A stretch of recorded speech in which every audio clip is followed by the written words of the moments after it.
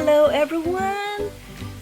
I would like to start my day to tell you a joke because it is time to laugh. Yay!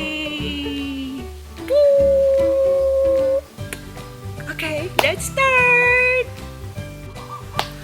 During the heated argument, the husband and wife shouted to each other, "You talk like an idiot!"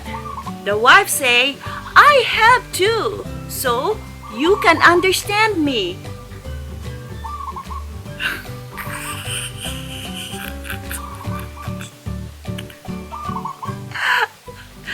Sa kalagitnaan ng pag-aaway ng mag-asawa, ang lalaki ay sumigaw, "Bakit may napakatanga kong sumagot sa akin?"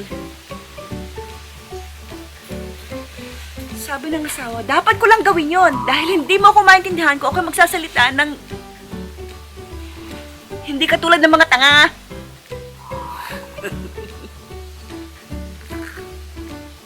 Oh no! Lumay, sami palaya talokan. Talokan yangหนักเลย และสามีเขาพูดว่าทำไมคุณเถียงแล้วเถียงอีก และมันโง่จังเลยภรรยาเขาตอบว่าอะไรรู้ไหมฉันต้องจำเป็นทำแบบนั้นไม่อย่างนั้นคุณจะไม่เข้าใจฉันหรอก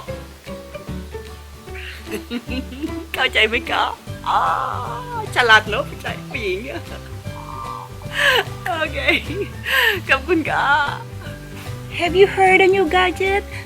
Have you heard a new gadget that does all the household work for the woman? It is called the husband. Yay! Narinig niyo na po ba ang bagong gadget ngayon na bagong labas na kung saan ay nagtatrabaho sa buong bahay para sa asawa? At alam niyo po ba sagot? Ang iyong husband! คุยได้ยินไหมคะอุปกรณ์ใหม่ทำงานบ้านนะคะทำงานทุกอย่างที่บ้านเลยสำหรับภรรยาคืออะไรเอ่ยสามีไง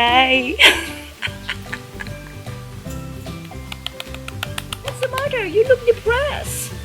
What happened? I am having trouble with my wife. She said she wasn't talk to me for 30 days. But that ought to make you happy, right? It did. But today is the last day.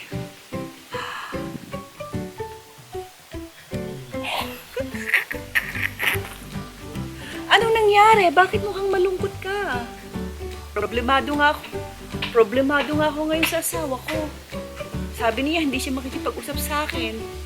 Mga isang buwan, 30 days di ba? Isang buwan yun, di ba? Gusto mo naman yun, di ba? Mukhang masaya ka nga Oo nga, pero ngayon kumpare, ito na yung last day Kaya ako malungkot. คืออะไรขึ้นทำไมดูเศร้าจังเลยฉันรู้สึกเดือดร้อนเพราะว่าภรรยาของฉันเนี่ยจะไม่คุยกับฉัน30 วัน1 เดือนเต็มๆเนี่ยอ้าวก็ชอบไม่ใช่เหรอทำแบบนั้นก็มีความสุขใช่ไหมใช่แต่วันนี้เป็นวันสุดท้ายแล้วเพื่อน